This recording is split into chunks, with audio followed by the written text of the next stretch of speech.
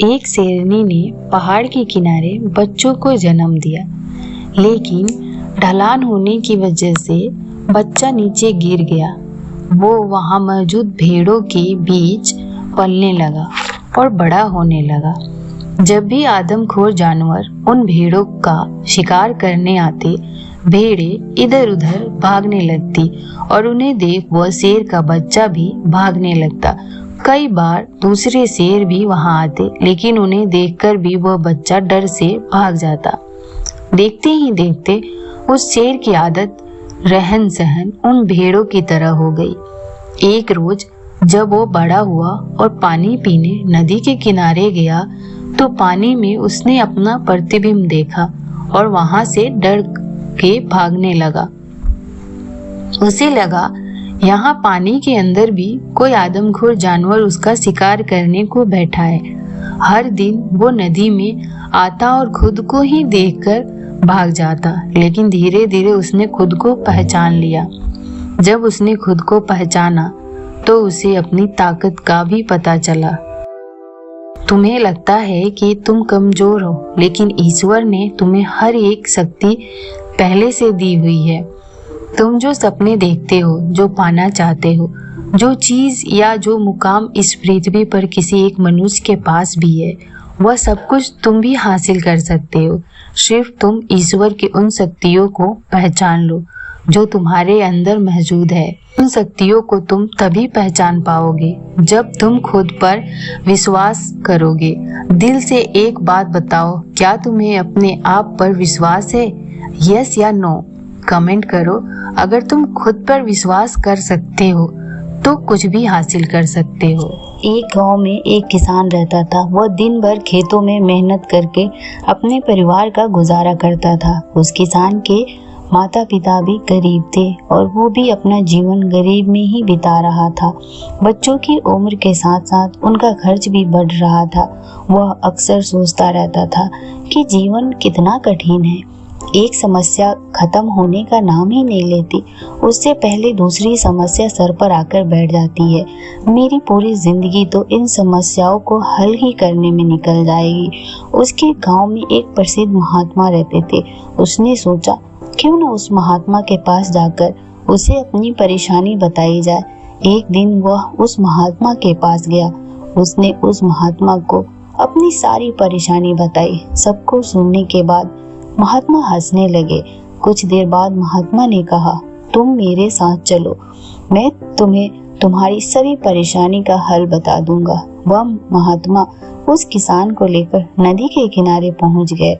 वहां जाकर वह रुक गए और किसान से कहा, मैं नदी की दूसरी तरफ पहुंचते ही तुम्हें तुम्हारी सभी परेशानी का हल बता दूंगा। किसान ने कहा, ठीक है। दोनों को नदी किनारे खड़े खड़े बहुत ही देर हो गई। उस किसान की समझ में नहीं आ रहा था कि हम नदी के किनारे क्यों खड़े हुए हैं। उसके सब्र का बांध टूट गया। उसने महात्मा से कहा, अगर हमें दूसरी तरफ जाना ही है तो हमें नदी पार कर लेनी चाहिए। हम नदी के किनारे पर क्यों खड़े हैं? यह सुनकर उस महात्मा ने कहा, बेटा, मैं नदी के सूखने का इंतजार कर रहा हूँ। जब नदी का पानी पूरी तरह से सूख जाएगा तब हम नदी पार करके दूसरी तरफ चले जाएंगे। ये सुनकर वह किसान बोला, नदी का पानी तो कभी भी नहीं सूखेगा। इस बात को सुनते ही महात्मा हंसने लगे। उन्होंने कहा, यही तुम्हारी सभी समस्या का हल है।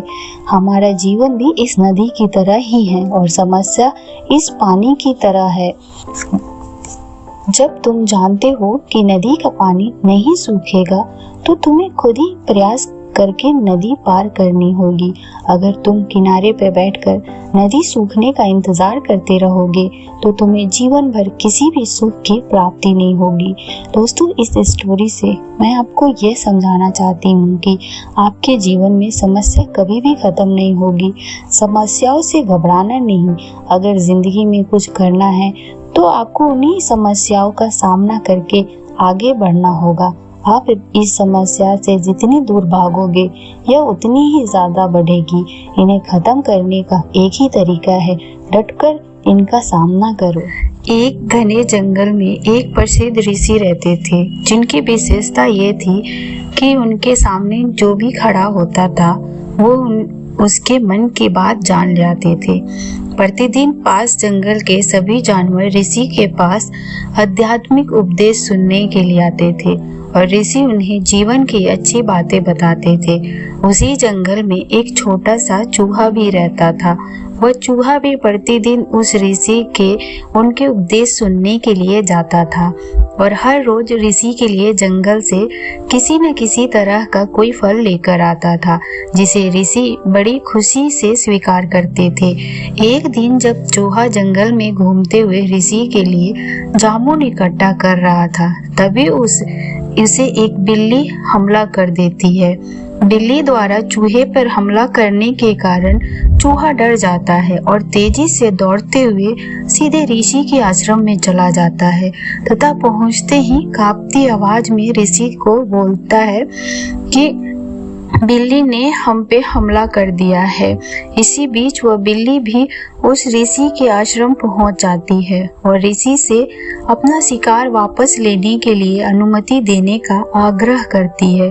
चूंकि चूहा आश्रम में ऋषि की शरण में आ जाता है, इसीलिए ऋषि बिल्ली को इस बात की अनुमति नहीं दे सकता, क्योंकि शरण में आए हुए रक्षा करना किसी का भी परम धर्म होता है, फिर चाहे रक्षा करने हेतु स्वयं के प्राणों की आहुति क्यों न देनी पड़े, जबकि एक जीव दूसरे जीव का भोजन होता है। इसीलिए यदि ऋषि बिल्ली को चूहा नहीं सौंपता तो ये एक तरह से बिल्ली का भोजन छीनने जैसी बात होती है और किसी का भोजन छीनना भी एक प्रकार का पाप है। इसीलिए इस धर्म संकट से निकलने हेतु ऋषि कुछ क्षण सोचते रहे और फिर अपनी दिव्य शक्ति से उस चूहे को एक बड़ी बिल्ली में बदल देते हैं। परिणाम स्वरूप जो बिल्ली उस चूहे के पीछे भागते हुए आश्रम आई थी, अपने सामने अपने से बड़ी बिल्ली देखकर भाग जाती है, जिससे चूहे के प्राण का भी रक्षा हो जाता है और ऋषि को बिल्ली का भोजन छीनने का पाप भी नहीं लगता। लेकिन अब एक अलग तरह की समस्या पैदा हो जाती है, क्योंकि वो चूहा अब चूहा न होकर बिल्ली हो जाता है। इसीलिए अब वो लापरवाही की तरह रहने लगता है। उसे लगता है कि अब उसका कोई कुछ नहीं बिगाड़ सकता और यही सोचकर वह जंगल में एक बड़ी बिल्ली की तरह घूमता फिरता है और जब भी मौका मिलता है वो अन्य छोटे जानवर को डराने के लिए जोर जोर से म्याऊं म्याऊं करने लगता है तथा अन्य बिल्लियों से अपना बदला लेने के लिए उनसे लड़ने लगता है। चूंकि वो चूहा काफी लापरवाह हो गया था, इसीलिए वह एक तरह से भूल ही गया था कि उस जंगल में उससे बड़े जानवर भी रहते हैं और इसी के परिणाम स्वरूप एक दिन उस बिल्ली रूपी चूहे पर एक लोमड़ी झपट्टा मारती है। वो चूहा फिर से अपनी जान बचाकर डर के मारे तेजी से भागते हुए ऋषि के आश्रम पहुंचता है, जहां पीछे पीछे लोमड़ी भी पहुंच जाती है और पहले की तरह ही उस बड़ी बिल्ली को खाने हेतु उसे सौंपने के लिए ऋषि से प्रार्थना करने लगती है। ऋषि फिर से इस धर्म संकट में पड़ जाता है और उसने फिर से वही करता है जो पहले किया था, यानी इस बार वह उस चूहे को अपनी दिव्य शक्ति का प्रयोग कर एक बड़ी लोमड़ी में बदल देता है, जिसे देखते ही वो लोमड़ी भाग जाती है जो उसे पकड़ने ऋषि के आश्रम में आई थी। अब वह लोमड़ी रूपी चूहा भी जंगल में घूमने लगता है और पहले से भी ज्यादा लापरवाही की तरह रहने लगता है, बल्कि अपने से छोटे जानवरों पर और ज्यादा अत्याचार करने लगता है, क्योंकि उसे लगता है कि उससे ज्यादा ताकतवर जानवर और कोई नहीं हो सकता। तभी एक दिन एक बाघ उस लोमड़ी रूपी चूहे पर झपट्टा मारता है।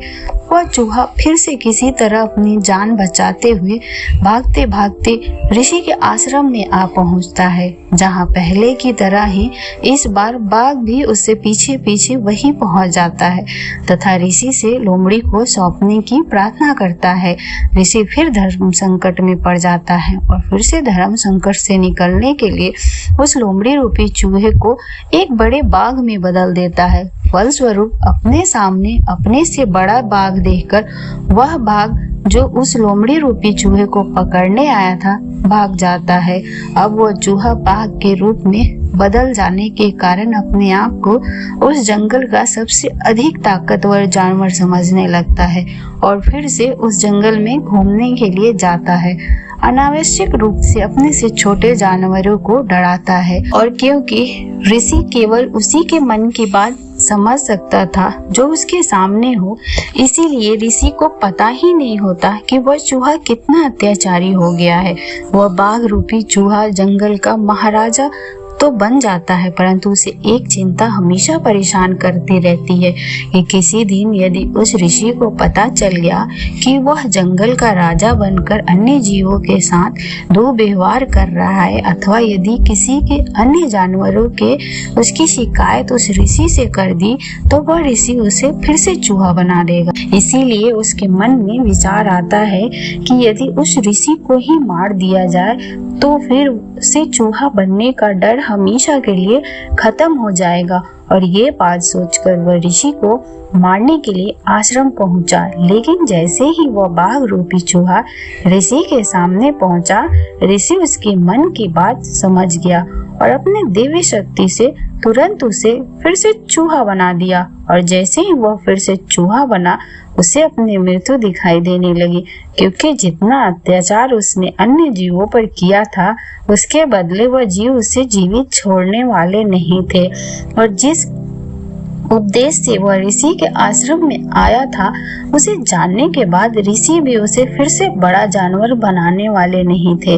इस कहानी से कई शिक्षाएं मिलती है। पहली ये है कि कभी भी किसी को भी आवश्यकता से अधिक शक्ति नहीं देनी चाहिए, और यदि दी जाए तो उद्देश्य पूरा होते ही ले लेनी चाहिए। अन्यथा जिसे शक्तियाँ दी जाती है, अक्सर वो उन शक्ति वाले को ही सबसे पहले नुकसान पहुंचाता है। जैसे कि वो चूहा उस ऋषि को ही जान से मारने के लिए पहुंच गया, जिसने उसे बड़े जानवर में बदल कर शक्तिशाली बनाया था।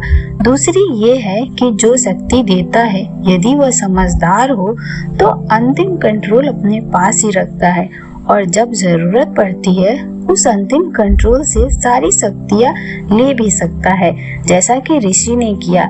लेकिन के पास लोगों की मन की बात जानने की एक्स्ट्रा शक्ति न होती तो उस स्थिति में वो चूहा उस ऋषि को जरूर मार देता। इसीलिए देने वाले को अंतिम कंट्रोल हमेशा अपने पास ही रखना चाहिए, ताकि जब जरूरत पड़े वो अपनी शक्तियाँ फिर से वापस ले सके। और तीसरी ये है, जब शक्ति मिलती है तो और अधिक विनम्र होने की जरूरत होती है, क्योंकि अधिक शक्ति के साथ ही अधिक जिम्मेदारियां भी आती है। यदि वह चूहा शक्तिशाली बनने के बाद अन्य छोटे जानवरों की रक्षा करता, न कि उन पर अत्याचार करता, तो उस स्थिति में उसके मन में कभी भी ऋषि को मारने का ख्याल न आता।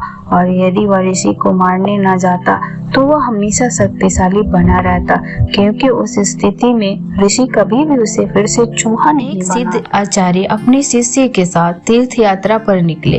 कुछ देर चलने के बाद बीच घने जंगल में ही रुक गए।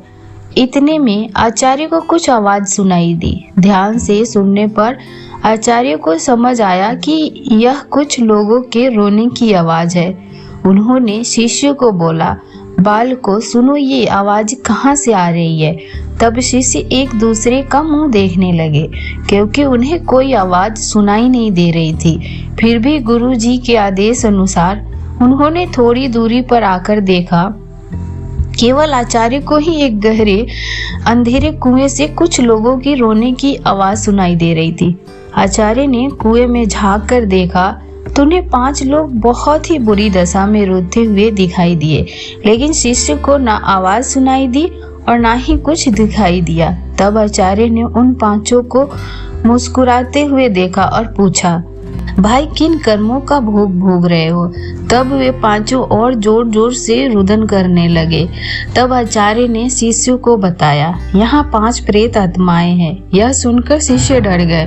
तब आचार्य बोले, बालकों डरो नहीं, तुम सभी इनसे बहुत शक्तिमान हो, क्योंकि तुम सब कर्मों से महान हो और ये सभी आज अपनी पिछली करनी का भोग भोग रहे हैं। आज के समय में इनसे दुर्बल कोई नहीं है।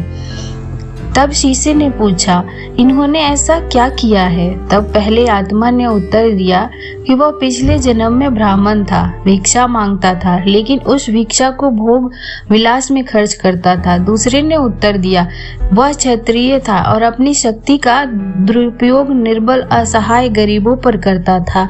तीसरे ने उत्तर दिया कि वह बनिया था, वह खुद के फायदे की सोचता था और हमेशा मिलावट करके सामान बेचता था, जिस कारण से कई लोग मारे गए। चौथे ने उत्तर दिया, वह शूद्र था, वह बहुत आलसी और जिम्मेदारी से भागता था, उसके माता पिता को पीटता था और दिन रात नशा करता था। पांचवे ने उत्तर दिया, वह एक लेखक था, अश्लील कथाएं लिखता था, उससे समाज को वासना का पाठ सिखाया था। इस तरह वो पापी अपने पापों को भोग रहे हैं। उन्होंने आचार्य से निवेदन किया, आप गुरु हैं, आप दुनिया वालों को समझाएं कि बुराई का रास्ता क्षण की खुशी देता है, लेकिन उसका दंड कई जन्मों तक अंधकार में भोगना पड़ता। कहते हैं जिस तरह ईश्वर है वैसे ही भूत भी होते हैं, लेकिन वे जितने दुर्बल होते हैं उतना कोई नहीं, जितने कष्ट में वो होते हैं उतना कोई नहीं। वे अपने करनी का भोग करते हैं। क्षण की विलासिता कई जन्मों का डर बन जाती है। व्यक्ति कितना भी इतरा जाए, नियति उसके कर्मों का हिसाब रखती है, इसीलिए सदैव सद्मार्ग पर चले। अगर गलती भी हुई तो उसे सुधार ले, और कर्मों का फल जन्म मृत्यु के भी परे है। जब तक पूरा हिसाब नहीं होता यह फल पीछा नहीं छोड़ते। अब आप ही तय करें, आप पाप का भागी बनना चाहते हैं या सदाचार। एक बार एक लालची कौवा एक घर के पास से गुजर रहा था। तभी उसकी नज़र रसोई पर पड़ी। रसोई में मछली बनाई जा रही थी। यह देखकर कौवे के मुंह में पानी आ गया। उसने रसोई घर में घुसने की सोची, लेकिन उसकी समझ नहीं आ रहा था कि कैसे घुसूं। तभी उसकी नज़र कबूतर के एक घोंसले पर पड़ी।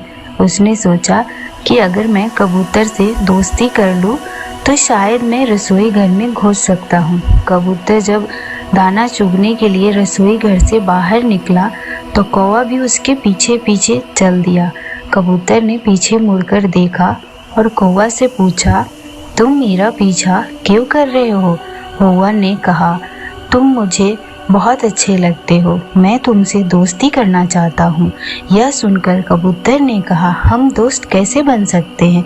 मैं बीज खाता हूँ और तुम कीड़े मकोड़े खाते हो। कौवे ने चालाकी दिखाते हुए कहा, मेरे पास घर नहीं है, इसीलिए हम साथ तो रह ही सकते हैं।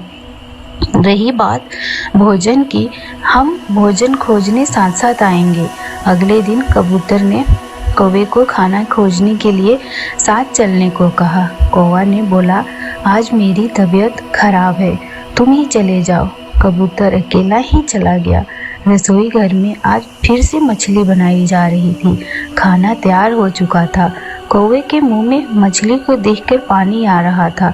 जैसे ही घर का मालिक रसोई घर से बाहर निकला, कौवे ने मछली को देखकर खाना शुरू कर दिया। मालिक जब वापस आया तो कौवे को मछली खाता देखकर उसे बहुत गुस्सा आया। गुस्से में उसने कौवे को पकड़कर उसकी गर्दन मरोड़ दी।